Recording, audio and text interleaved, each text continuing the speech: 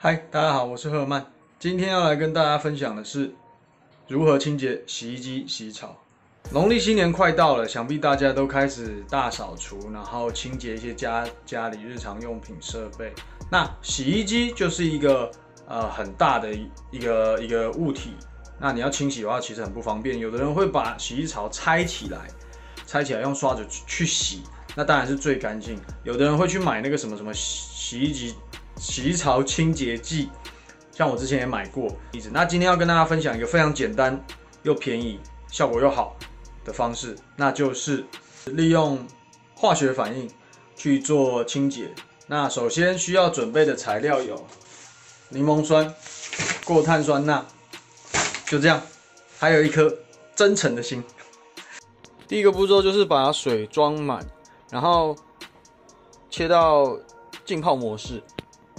再来就是把2包，各1公斤柠檬酸、过碳酸钠，然后把它倒进去。不用分顺序，就把它倒进去就好了。再倒的这个是过碳酸钠，它先后顺序其实没有差别。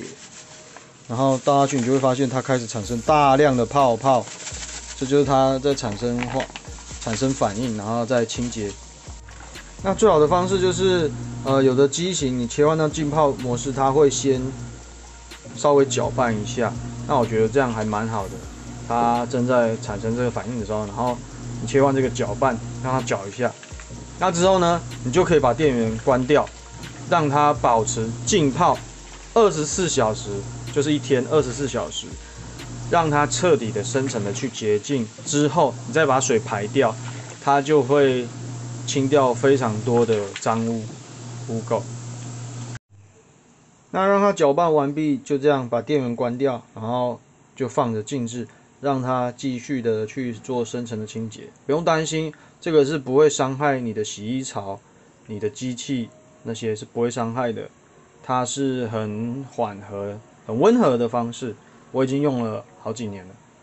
那我们就24小时之后，明天再来看看是什么样子吧。好的，让我们来看看放了一天的这个洗衣槽现在是什么状况呢？可以看得到表面上有一些漂浮的一些杂质这个袋子里面好像已经装了蛮多的污垢了。那其实泡了一天，你可以再启动，让它运转一下，好像这样，让它动一动，然后把一些比较粘黏的部分再把它冲出来。对，那有些的洗衣机比较高级，有那种洁净功能，按下去它就开始洗。没有的话，我们也可以手动让它洗，然后洗干净就大概就 OK 了。今年我的洗衣槽比较干净一点，跟大家分享一个秘诀，就是你洗完衣服的时候，这个盖子不要把它盖起来，打开让它通风。因为你洗完衣服拿出来里面还是湿的，那如果你把它盖起来闷着，它就容易发霉。所以我们都会把它打开让它通风，等到它完全干燥，你再把它盖起来，防止灰尘进去。对，差不多是这个样子。好的，那这样子我们洗衣槽清洁就算完成了哦，就很干净了哦。那在这边建议第一次清洗的人，也许你的洗衣槽非常的脏，像我第一次清洗，它就是非常多的杂质，非常多。